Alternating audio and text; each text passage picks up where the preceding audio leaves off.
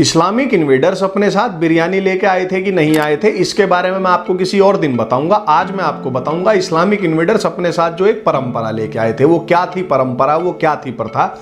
वो परंपरा थी हारे हुए लोगों को गुलाम बनाने की। जी हाँ, गुलाम बनाकर उनको कमोडिटी की तरह स्लेव मार्केट में बेचने की। तो जब ये भारत में आए तो यहाँ पे इन्होंने हिंदुओं को गुलाम बनाना शुरू किया और उन गुलाम बनाए हिंदुओं को सेंट्रल एशिया की स्लेव मार्केट्स में बेचने के लिए ले जाया करते थे। रास्ते में अफगानिस्तान पड़ता था जहाँ पे ऊपर सियाना नाम से एक पर्वतों की श्रृंखला पड़ती थी। ये जो इन्वेडर्स थे ये हिंदुओं का इतना मिसट्रीटमेंट करते थे, इनके साथ इतना क्रूअल व्यवहार करते थे, इतनी अमानवीय उनको वेदनाएं देते थे कि अधिकतर हिंदू गुलाम उन पर्वत श्रृंखलाओं को पार करते करते ही मर जाया करते थे। हिंदुओं के मरने का सिलसिला इतना लंबा चला और हिंदू इतने ज्यादा मरे कि वो ऊपर से ना पर्वत का नाम ही हिंदू कुश पड़ गया, यानी कि हिंदू हत्यारा पड़ गया। जी हाँ, हिंदू कुश का अर्थ होता है हिंदू स्लॉटर या हिंदू किलर या हिंदू हत्यारा। अब ये जो बात है ये इब्न बतूता ने अपनी किताब में लिखी और कोई माइकलाल वामपंथी अपने किसी हिस्टोरियन अब्बा से चाहे तो पूछ ले, वो इस तथ्य को नहीं झुठला सकता। और इब्न बतूता ने भी ये जो बात है किसी पश्चाताप में नहीं लिखी थी, बल्कि आज भी आप देखें तो पाकिस्तान में बहुत सारे जो मुस्लिम हैं वो इस बात को बड़े गर्व से कैमरे पर एक्सेप्ट करते हुए, एडमिट करते हुए, बताते हुए मिल जाएंगे। इसी हिंदू कुश पर्वत के पास तैमूर ने एक ही रात में 1 लाख हिंदुओं को कटवा दिया था। और सोचिए 1 लाख हिंदुओं को एक ही रात में कटवाने वाले क्रूर कर्मा हत्यारे तैमूर के नाम पे इस देश में एक अभिनेत्री अपने बेटे का नाम रख देती है। और जब हिंदू वेदना से प्रश्न पूछते हैं तो उन्हीं बेचारे हिंदुओं को संघी, हिंदुत्ववादी, हेट मोंगर, नफरत फैलाने वाला न जाने क्या क्या कहकर रिडिक्यूल किया जाता है।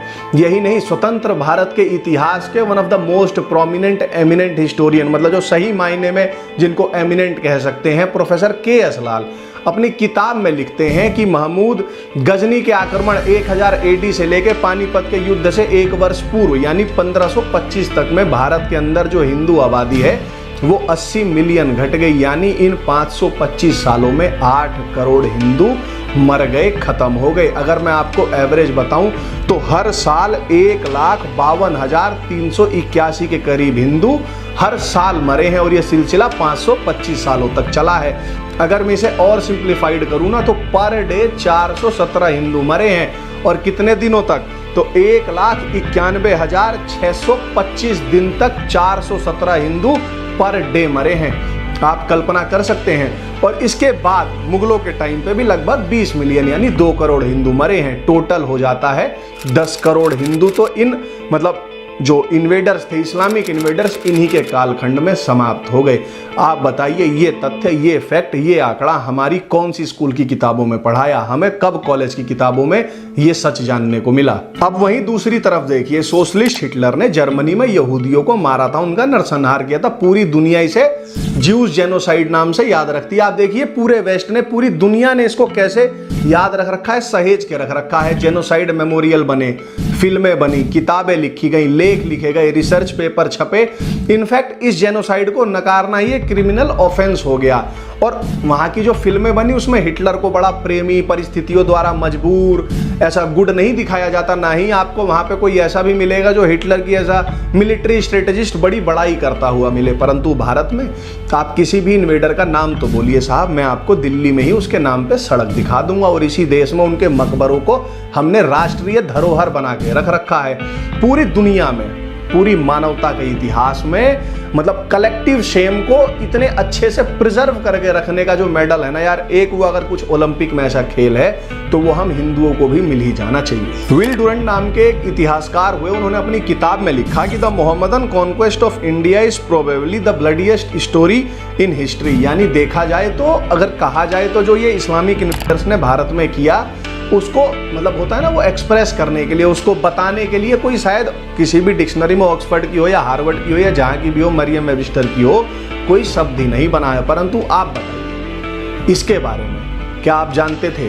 क्या हमें हमारी किताबों में पढ़ाया जाता था? अगर हम इस ब्रूटैलिटी का सिर्फ चर्चा कर देना, इसका जिक्र कर दें, तो देखिए हमको जितने एडजेक्टिव्स चलते हैं ना, वो सब दे दिए जाएंगे। इनफैक्ट हम ही को नाजी हिटलरवादी भी कह दिया जाएगा। आपको पता है दिल्ली में हिंदुओं का सबसे पुराना और बड़ा मंदिर कौन सा है जी? वो है बिरला मंदिर। अब आप सोचेंगे यार बिरला मंदिर तो 1936 में बना था, ये इतना पुराना मंदिर कैसे होगा, इससे पुराने मंदिर क्यों नहीं है? मैं खुद भी सोचा करता था कि जैसे जो साउथ इंडिया के मंदिर हैं इतने भव्य, इतने विशालकाय, इतने मैग्निफिसेंट, मतलब डिविनिटी है जो भी कह लीजिए, उनको देख के ही एक अलग फील आता है, एक प्राइड फील होता है, गर्व होता है कि हाँ हमारे पुरखे भी कुछ थे। वैसे मंदिर हमको नॉर्थ इंडिया में स्पेशली दिल्ली और इसके आसपास के एरिया में क्यों नहीं देखने को मिलते हैं, जबकि यहाँ पे भी हिंदू रहते थे। फिर जब मैंने पढ़ा, जब मैंने खोजा तो मुझे पता लगा कि अरे बेटा दिखेंगे कैसे, हिंदू मंदिर बनाना ही अलाउड नहीं था। It was prohibited by state, मतलब स्टेट का ऑर्डर था कि भैया कोई भी हिंदू मंदिर बनेगा ही नहीं। और जो बने हुए हिंदू मंदिर थे उनको डिस्ट्रॉय कर दिया गया था। किसने डिस्ट्रॉय कर दिया था? वही जिनके बारे में कहा जाता है कि शायद वो अपने टाइम पे बिरयानी बाई किलो से बिरयानी लेके भारत में आए थे, या जिन्होंने एंड्रॉइड प्ले स्टोर से भारत को ग्रेट बनाने वाला जो सॉफ्टवेयर है वो इंस्टॉल किया था। दिल्ली में बने कुतुब मीनार को ही देख लीजिए, सबको पता है कि 27 हिंदू और जैन मंदिरों को तोड़कर बना था। जब आप उस परिसर में जाएंगे, उस कुतुब मीनार वाले कॉम्प्लेक्स में जाएंगे, तो आपको मंदिरों के अवशेष और टूटी मूर्तियां आपको अपने पर धिक्कारते हुए, आपके पुरुषार्थ को ललकारते हुए, आपकी जवानी पर, आपके बल पर, आपके यौवन पर कटाक्ष भरी निगाहों से देखते हुए मिलेंगे कि देखो हिंदुओं, तुम्हारे रहते हमारी क्या स्थिति है।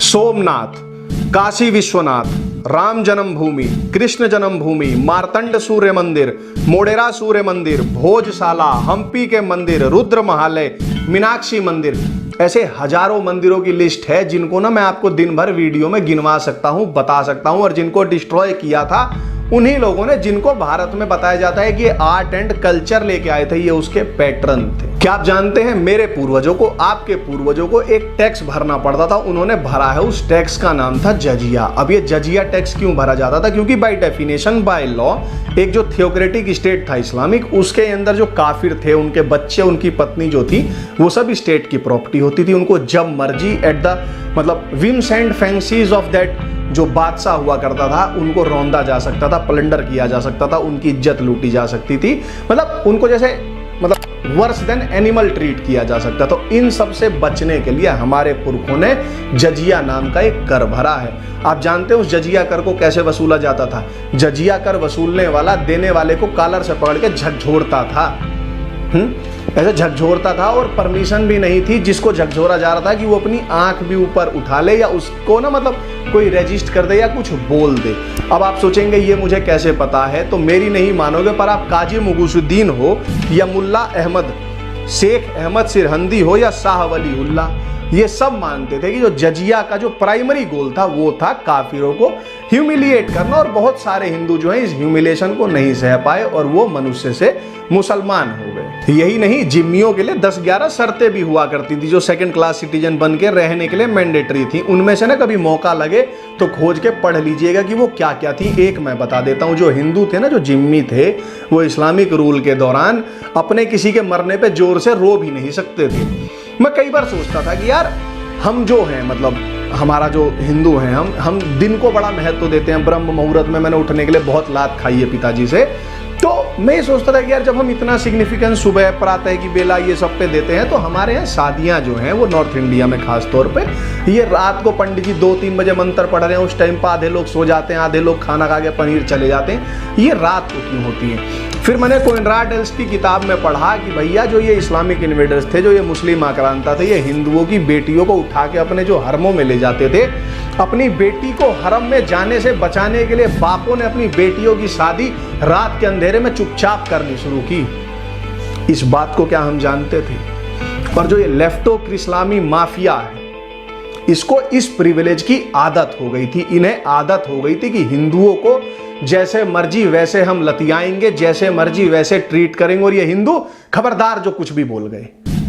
परंतु अब क्या हुआ ना, अब हिंदुओं ने उनके इस प्रिविलेज को नो मीन्स नो कहना शुरू कर दिया। ये जो लेफ्टो इस्लामी माफिया है, ये अपने इस प्रिविलेज को, अपनी इस मोनोपोली को बिना रोक टोक, बिना किसी के हाउ डेयर यू पूछे पिछले 60-65 सालों से मस्त इंजॉय करता हुआ जा रहा था। आप खुद देख लीजिए, अभिव्यक्ति की स्वतंत्रता के जितने साधन हो सकते हैं उन सब पर इसी लेफ्टो इस्लामी माफिया का एक छत्र राज था। फिर वो टीवी हो या रेडियो, वो अखबार हो या किताबें, वो स्कूल की किताबें हो या कॉलेज की किताबें, है ना, कोई इनसे सवाल पूछने वाला भी नहीं था, क्योंकि ये उसको मतलब सवाल पूछने वाला ही नहीं समझते थे ना, you poor rural hungry Indian, तुम हमसे सवाल पूछेगा, इस माइंडसेट में जी रहे थे ये लोग। फिर अचानक से इंटरनेट नाम का एक अवतार आ गया और हिंदुओं की किस्मत में भगवान जी ने एक नरेंद्र मोदी नाम का पत्ता फेंक दिया। अब इससे दो चीजें हुई, एक तो हिंदुओं के पास भी आ गया फ्रीडम ऑफ स्पीच और वो खुद को एक्सप्रेस करने लगे, और दूसरा जो मैंने नोटिस किया है कि हिंदुओं के अंदर ना जो पिछले 7-8 सालों में जो उनका सोया हुआ खोया हुआ सेल्फ कॉन्फिडेंस था वो दोबारा वापिस आने लगा है, वो जगने लगा है। अब ऐसा क्यों होने लगा है? क्योंकि भैया भारत तो वो देश था, यहाँ पे तो एक देश का प्रधानमंत्री इस देश के राष्ट्रपति को एक मंदिर के उद्घाटन में जाने से मना कर देता था कि यार मत जाओ, सेकुलरिज्म बाबू जो है ना वो ऑफेंड हो जाएंगे, वो हर्ट हो जाएगा, वो बुरा मान जाएंगे। उस देश में प्रधानमंत्री की गद्दी पर एक ऐसा व्यक्ति आ जाए बैठ गया है जो अयोध्या में राम जी का जो मंदिर बन रहा है उसके पूजन में जाता है, और जाता ही नहीं है, साष्टांग दंडवत प्रणाम करता है। यही नहीं, इस देश के सबसे बड़े राज्य की मुख्यमंत्री की गद्दी पर वो व्यक्ति बैठता है जो जन्माष्टमी मनाने मथुरा पहुंच जाता है और कुंभ में श्रद्धालुओं पर पुष्प वर्षा कराता है। वहीं दूसरी ओर इन पैरासाइट्स की जो स्कॉच थी वो कम हो गई है, इन मिशनरियों को मिलने वाला फंड जो है वो घटने लगा है, इन भाईजान लोगों की सड़क पर कब्जा करके मॉब रूल के द्वारा अपनी हर बात मनवा लेने वाली जो ये जादुई शक्तियां थी ये सब भी धीरे धीरे घटने लगी हैं। इन डिस्टोरियंस की, इन पैरासाइट्स की, इन वामपंथियों की जो एजुकेशन फील्ड में मोनोपोली थी ना, जो सुप्रीमेसी चलती थी, अब वो ध्वस्त हो रही है, वो टूट रही है। क्योंकि अब तक तो क्या था कि भैया ना खाता ना वही, जो कॉमरेड लाल कह दे वही सही, पर अब बच्चों ने खोज खोज के ओरिजिनल सोर्सेज से फैक्ट्स निकाल निकाल के इन वामपंथी डिस्टोरियंस को भरी क्लास में ही प्रोफेसर बनाना शुरू कर दिया है। अब इन पैरासाइट्स को दुख हो रहा है कि ये जो बच्चे हैं, ये रोमिला थापर, इरफान हबीब, बिपिन चंद्रा, सतीश चंद्रा, अथर अली, उमा चक्रवर्ती, आदित्य मुखर्जी जैसे डिस्टोरियंस को ना पढ़ के पीवी काणे, पीवी गोड़े, आनंद कुमार स्वामी, जदुनाथ सरकार, एम हिरियन्ना, बंकिम चंद्र चट्टोपाध्याय, आरसी मजूमदार, समा शास्त्री, देवडू नरसिम्हा शास्त्री, गंगानाथ झा, जीसी पांडे, एस श्रीकांत शास्त्री, राधा कुमुद मुखर्जी, केपी जायसवाल, राम स्वरूप, सीताराम गोयल, धर्मपाल जी, के.एस. लाल, कोएनराड एल्स, संदीप बालकृष्ण जैसे स्कॉलर्स को क्यों पढ़ने लगे हैं? अब हुआ क्या है कि 800 सालों तक जिम्मी की तरह रहने वाले हिंदुओं ने, जिनके पूर्वजों को एक पहाड़ के पास इतनी बड़ी संख्या में मार दिया गया, उनका ऐसा नरसंहार हुआ कि उस पहाड़ को ही हिंदू कुश नाम से जाना जाने लगा, यानी हिंदू हत्यारा, हिंदू किलर, हिंदू स्लॉटर नाम से जाने जाने लगा। उन हिंदुओं को जिन्हें अपने भगवान जी के लिए मंदिर बनाने तक का अधिकार नहीं था, उन हिंदुओं ने जिनके लगभग सभी प्रमुख मंदिरों को इन विधर्मियों द्वारा तोड़ा गया, खंडित किया गया, उन हिंदुओं ने जिनकी बहन बेटियों को सेक्स स्लेव बनाकर हरमों में बलात्कार के लिए रखा गया, उन हिंदुओं ने जिनके पूर्वजों ने जजिया जैसा अमानवीय टैक्स भरा मात्र जीवित रहने के लिए, उन हिंदुओं ने जिनको इस नेहरूवियन सेकुलर सोशलिस्ट व्यवस्था में as a second class citizen बनकर रहना पड़ा, उसके लिए मजबूर होना पड़ा, उन हिंदुओं ने इस दास्ता को अब सहने से मना कर दिया है, अस्वीकार कर दिया है।